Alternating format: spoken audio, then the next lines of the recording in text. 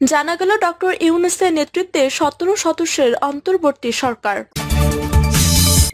জানাবো এবার নির্বাচন কমিশনারদের পদত্যাগের আলটিমেটাম দিল ছাত্র জনতা। এদিকে ডক্টর ইউনূস সফল নেতৃত্ব দিয়ে দেশকে সারিয়ে তুলবেন বললেন ফখরুল। জানাবো শেখ হাসিনার ভবিষ্যৎ পরিকল্পনা কি, যা বলল ভারত। আরো জানাবো নৈরাজ্য লুটপাটে জড়িতরা যে দলেরই হোক ছাড় পাবে না বললেন মজনু। এবং সর্বশেষ জানাবো আওয়ামী লীগ কেন্দ্রীয় কার্যালয় থেকে হাত বোমা উদ্ধার। শুনছিলেন সংবাদ শিরোনাম, এবারে বিস্তারিত। ডক্টর ইউনূসের নেতৃত্বে 17 সদস্যের অন্তর্বর্তী সরকার। ডক্টর মোহাম্মদ ইউনূসের নেতৃত্বে গঠিত হতে যাচ্ছে অন্তর্বর্তীকালীন সরকার। এই সরকারে কারা থাকছেন তা নিয়ে গত দুদিন ধরে জনমনে কৌতূহলের শেষ নেই। অবশেষে আজ একটু আগে অন্তর্বর্তীকালীন সরকারের 17 সদস্যের নাম প্রকাশ্যে এসেছে। হাতে আসা সেই তালিকা পাঠকদের জন্য তুলে ধরা হলো।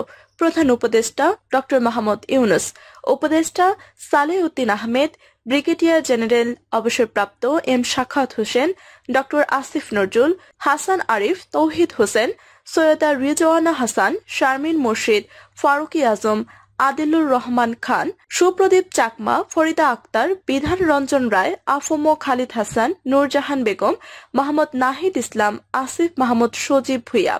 এর আগে দুপুর 2:10 ইউনূসকে বহনকারী এমিরেটস এয়ারলাইন্সের উড়োজাহাজ ঢাকায় হযরত শাহজালাল আন্তর্জাতিক বিমানবন্দরে অবতরণ করে।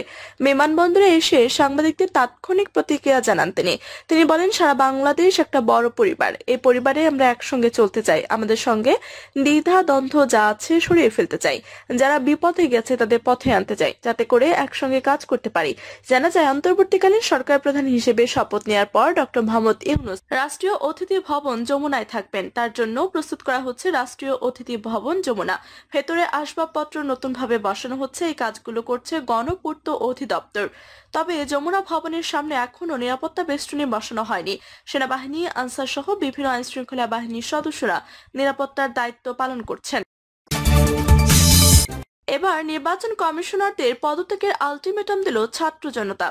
বৈষম্য বিরোধী ছাত্র আন্দোলনের একদফা দাবির মুখে সাবেক প্রধানমন্ত্রী শেখ হাসিনার পদত্যাগ করার পর সরকারি সব দপ্তরে মন্ত্রী, প্রতিমন্ত্রী সহ উপমন্ত্রীরা আত্মগোপনে চলে গেছেন। সেই সঙ্গে প্রশাসনের ঊর্ধ্বতন কর্মকর্তাদেরও বদলি করা হয়েছে। এবার প্রধান নির্বাচন কমিশনার সহ নির্বাচন কমিশনারদের পদত্যাগের দাবি উঠেছে। বৃহস্পতিবার ইসি ভবনে সরেজমিনে দেখা যায়, প্রধান নির্বাচন কমিশনার সহ নির্বাচন কমিশনারদের পদত্যাগ করতে আলটিমেটাম দিয়েছে ছাত্র জনতা। এজন্য ভবনের বাইরে দেয়ালের সামনে ছাত্র জনতার ব্যানার সাটানো হয়।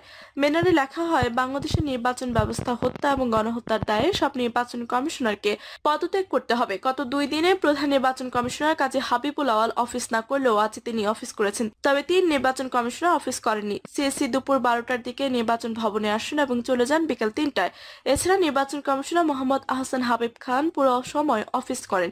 তবে নির্বাচন কমিশনার মোহাম্মদ আলমগীর, রাশেদা সুলতানা ও মোহাম্মদ আনিসুর রহমান অফিস করেননি। গত সোমবার শেখ হাসিনা দেশ ছাড়ার পর মঙ্গলবার সিএসসি 4 নির্বাচন কমিশনার, সচিব, অতিরিক্ত সচিব নির্বাচন ভবনে আসেননি। তবে অন্য কর্মকর্তা কর্মচারীরা হামলা আতঙ্কে ভবনের নিচে নেমে আসেন।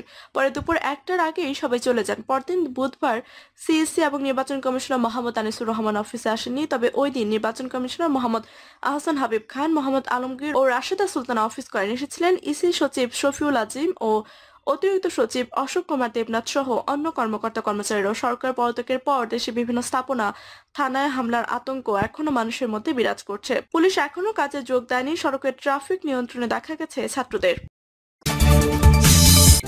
ডক্টর ইউনূস সফল নেতৃত্ব দিয়ে দেশকে সারিয়ে তুলবেন বললেন ফখরুল। নোবেল বিজয়ী অর্থনীতিবিদ অধ্যাপক ডক্টর মোহাম্মদ ইউনূস সফল নেতৃত্বে দেশের বর্তমান পরিস্থিতি সারিয়ে তুলবেন বলে আশা প্রকাশ করেছেন বিএনপি মহাসচিব মির্জা ফখরুল ইসলাম। মির্জা ফখরুল বলেন, আন্দোলনে যারা শরিক হয়েছিলেন তার মধ্যে অসংখ্য ছাত্র ও নাগরিককে আমরা হারিয়ে ফেলেছি। শুধু কি তাই, হাজার হাজার আহত হয়েছেন। আজ আমরা হাসপাতালে এসেছি যারা আহত হয়েছেন তাদের দেখতে। এই হাসপাতালে আমরা একটা তালিকা পেয়েছি, যেখানে দেখলাম 8ই জুলাই থেকে 5ই আগস্ট পর্যন্ত 600 জনের বেশি গুলিবিদ্ধ হয়ে আহত হয়েছেন। এই হাসপাতালে নয়, অসংখ্য হাসপাতালে এরকম চিত্র দেখা যাবে। ছাত্ররা দেশের কল্যাণে মানুষের জন্য যেভাবে কাজ করছে তা দেখে আমি অভিভূত। তিনি বলেন, আমি হাসপাতালে যে দৃশ্য দেখেছি সেটি দেখার মতো নয়। ছোট ছোট বাচ্চারা একেবারে শিশু, তারাও গুলিবিদ্ধ হয়ে ইনজোর্ড হয়েছে। শ্রমিকরা এখানে ভর্তি হয়েছে। আন্দোলন চলাকালীন এই ইনজুরিগুলো হয়েছে। নিন্দা ও প্রতিবাদ জানানোর ভাষা খুঁজে পায় না। বিএনপি এই নেতা আরো বলেন যে ভয়াবহ দানব সরকার আমাদের উপর চেপে বসেছিল, তাদের পতন হয়েছে। আমাদের ছাত্রদের আন্দোলন সহ রাজনৈতিক দল নাগরিকদের মাধ্যমে তাদের পতন হয়েছে, তারা পালিয়ে গিয়েছে। ছাত্র আন্দোলনের সবাইকে সেলুট ও অভিবাদন জানান মির্জা ফখরুল। আহত সবাই সেরে উঠবেন এমন আশা প্রকাশ করে মির্জা ফখরুল বলেন, হাসপাতাল কর্তৃপক্ষের সাথে আমরা কথা বলেছি, সহযোগিতার কথা বলেছি। ছাত্রদের স্বেচ্ছাসেবকের ভূমিকা নিয়ে কথা বলতে গিয়ে তিনি বলেন, আমি অভিভূত হয়েছি। ছাত্ররা দেশের কল্যাণে, মানুষের জন্য কাজ করছেন। গণতন্ত্র ফিরিয়ে আনার আন্দোলনে তারা অগ্রণী সেনার ব্যানগার্ড হিসেবে কাজ করছেন। অন্তর্বর্তীকালীন সরকারের প্রধান হিসেবে ডক্টর ইউনূস প্রসঙ্গে সাংবাদিকদের প্রশ্নের জবাবে তিনি বলেন, ছাত্র ও গোটা জাতির পক্ষ থেকে নোবেল বিজয়ী ডক্টর ইউনূসকে মনোনীত করা হয়েছে। তার মতো মানুষ সফল নেতৃত্ব দিয়ে দেশের বর্তমান পরিস্থিতি সারিয়ে তুলবেন। শেখ হাসিনা ভবিষ্যৎ পরিকল্পনা কি, যা বলল ভারত। গত 5ই আগস্ট প্রধানমন্ত্রী পদ থেকে পদত্যাগ করে ভারতে চলে যান শেখ হাসিনা। গত 3 দিন ধরে সেখানে অবস্থান করছেন তিনি।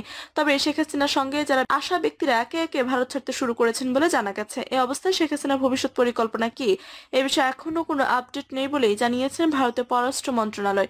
দেশটির পররাষ্ট্র মন্ত্রণালয়ের মুখপাত্র রণধীর জয়সওয়াল বৃহস্পতিবার সাংবাদিকদের কথা বলেন। শেখ হাসিনা কখন ভারত ছাড়বেন জানতে চাইলে মুখপাত্র বলেন, শেখ হাসিনার শাসনের বিরুদ্ধে সহিংস বিক্ষোভের মুখে পদত্যাগ করে তিনি তার দেশ থেকে ভারতে আশ্রয় নিয়েছেন।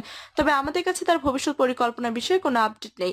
রণধীর জয়সওয়াল এ সময় আরো বলেন, ভারত সরকার সব বিষয়ের উপর নজরদারি চালিয়ে যাচ্ছে এবং বাংলাদেশের সংকটে দ্রুত অবসানের আশা করছে। বাংলাদেশের পরিস্থিতি এমন বিকশিত হচ্ছে বলেও জানান ভারতের পররাষ্ট্র মন্ত্রণালয়।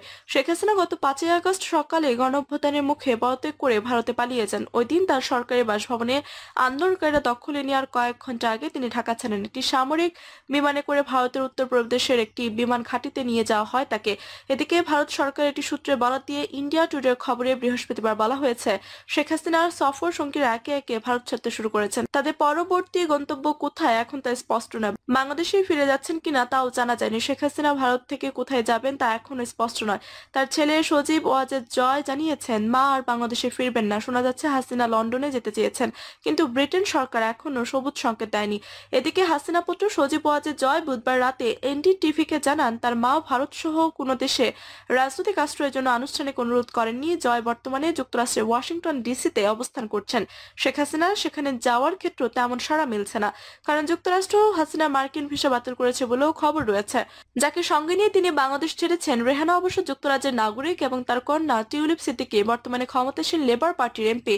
অন্যদিকে শেখ হাসিনার কন্যা সাইমা ওয়াজেদ পুতুল বর্তমানে দিল্লি ভিত্তিক বিশ্ব স্বাস্থ্য সংস্থার একজন সিনিয়র কর্মকর্তা। তবে তার এক টুইটার পোস্ট থেকে জানা যায় যে ঢাকা থেকে পালিয়ে ভারতে যাওয়ার পর 4 দিন হয়ে গেলেও তিনি তার মায়ের সঙ্গে দেখা করতে পারেননি। এদিকে পাকিস্তানের নেতা পারভেজ মোশাররফ ও নওয়াজ শরীফ সহ উপমহাদেশের বিশিষ্ট রাজনৈতিক ব্যক্তিদের আশ্রয় দেওয়ার রেকর্ড রয়েছে যুক্তরাজ্যের। সেক্ষেত্রে শেখ হাসিনা যুক্তরাজ্যের আশ্রয় নিলে তাতে অবাক হওয়ার কিছু নেই, কিন্তু ভারতের একজন মুখপাত্র এই ধরনের কোনো পরিকল্পনা প্রত্যাখ্যান করেছেন। তিনি বলেছেন, আশ্রয়প্রার্থী ব্যক্তিদের অবশ্যই নিরাপদ একটি দেশে পৌঁছাতে হবে। সেক্ষেত্রে শেখ হাসিনা পরবর্তী পদক্ষেপ কি হতে যাচ্ছে তা এখনো স্পষ্ট নয়। নৈরাজ্য লুটপাটে জড়িতরা যে দলেরই হোক ছাড় পাবে না, বললেন মজনু।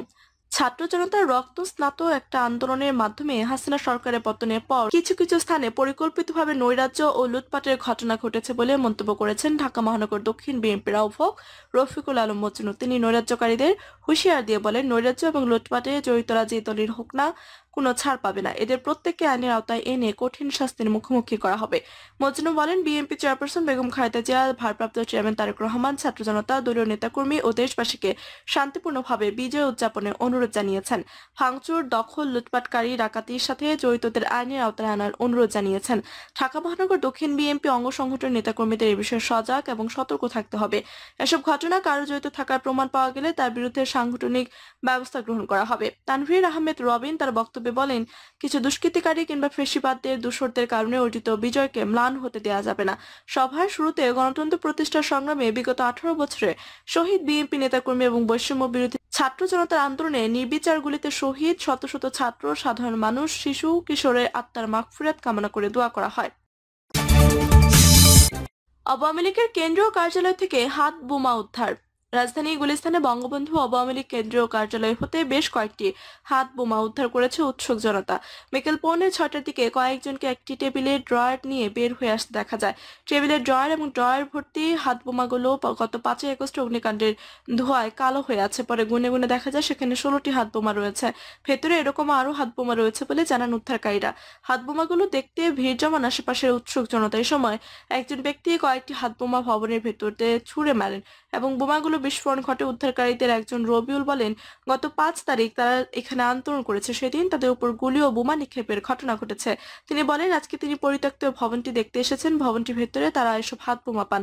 ভেতরে এরকম আরো হাত বোমা ককটেল আছে বলে দাবি করেন রবিউল। প্রিয় দর্শক, এই ছিল এখনকার মতো সর্বশেষ সংবাদ। আপনি সব সংবাদ পেতে চ্যানেলটি সাবস্ক্রাইব করে পাশে থেকে বেল বাটনটি ক্লিক করে রাখুন। ধন্যবাদ সবাইকে এতক্ষণ সাথে থাকার জন্য।